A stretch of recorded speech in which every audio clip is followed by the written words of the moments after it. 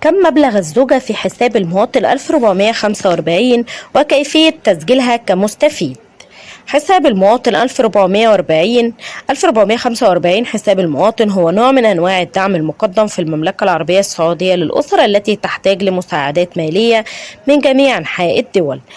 والمبلغ الذي تحصل عليه الزوجة بحساب المواطن، الزوجة تحصل على أكثر من قيمة يتم تحديدها حسب دور الزوجة في الأسرة، هل تابعة أم هي التي تمتلك الاشتراك في دعم حساب المواطن كربة الأسرة، وذلك على النحو التالي: عندما تكون الزوجة تابعة لزوجها في دعم حساب المواطن، يكون المبلغ الذي تحصل عليه هو 300 ريال شهريا، وتحصل الزوجة على 700 ريال عندما تكون هي المستفيدة وليست تابعة في البرنامج. وخطوات تسجيل الزوجة كحساب مواطن: أولا، الضغط على الرابط الإلكتروني الخاص بحساب المواطن وتسجيل الدخول أو إنشاء حساب عند الدخول لأول مرة، وكتابة البيانات المتعلقة بالحساب الجديد في الخانة الخاصة بها، وسيتم إرسال رسالة نصية بها